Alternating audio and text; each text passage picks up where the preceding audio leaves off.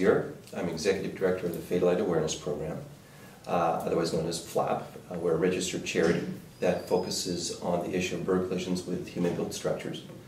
We educate the public on the issue, work with architects, developers, engineers on trying to figure out ways to reduce the threat to birds as they build the urban environment.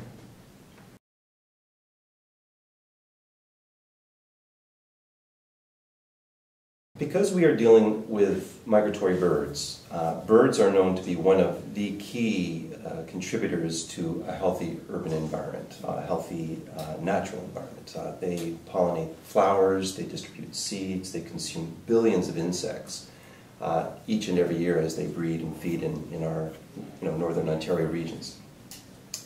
They also provide food for other important parts of our ecosystem through predation. We also will find, and funny enough, right here with your school, you can see it, you have an eagle, a bird of prey, as your, I guess, be considered a mascot of your school.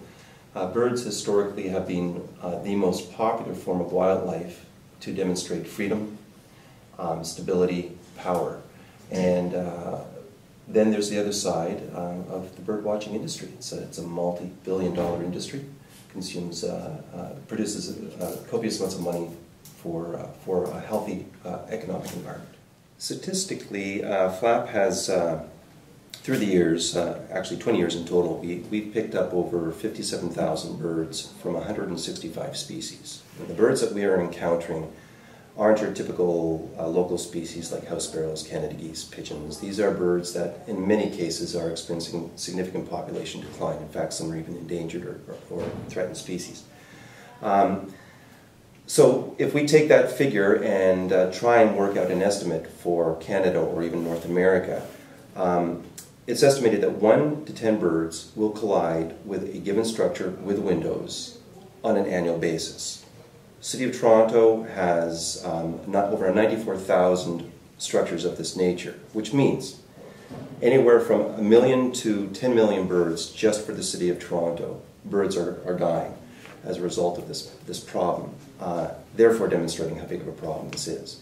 So all the more reason why we really need to focus on this issue because, as we mentioned earlier, they play a key role in our ecosystem, and without them we're in trouble.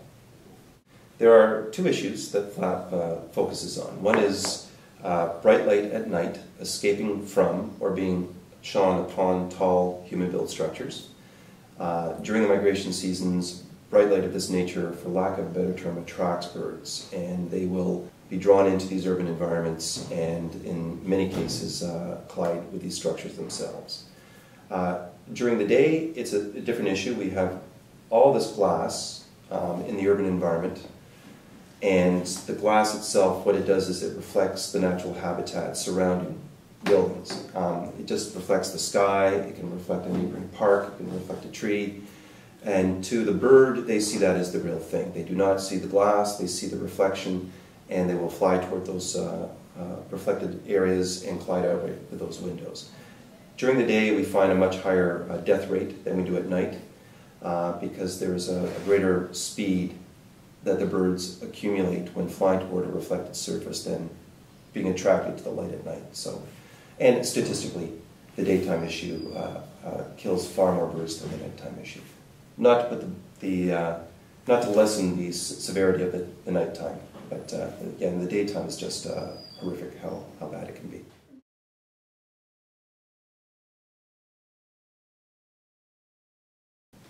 Birds are everywhere. Birds know no borders. We are picking up birds. We are picking up birds that we find are migrating anywhere from as far south as Central South America, and they cross through 2 countries in their journeys to get to their breeding territories in Canada.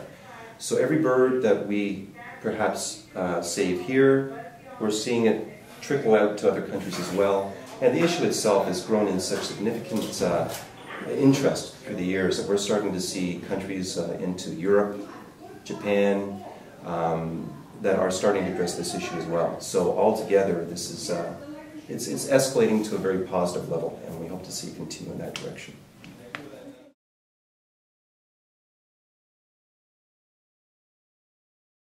If anyone is interested in helping address this issue, you can do this on a few fronts. Locally, FLAP has a volunteer program where people can, during the migration seasons, hit the streets in search of birds that may have hit buildings.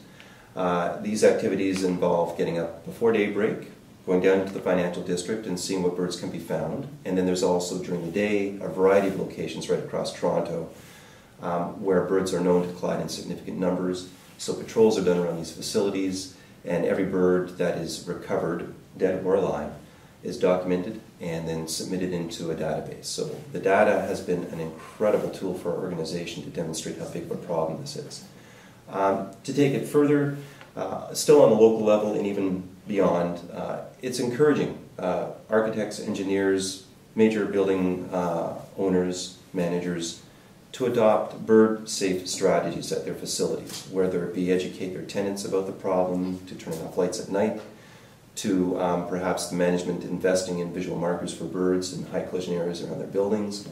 And also another big important role, which is something that FLAP has been getting involved in over the past 5 years, is working closely with the municipalities, trying to get the municipalities to have it become part of the standards for new construction and even existing construction, where they are being required to adopt bird-safe strategies again.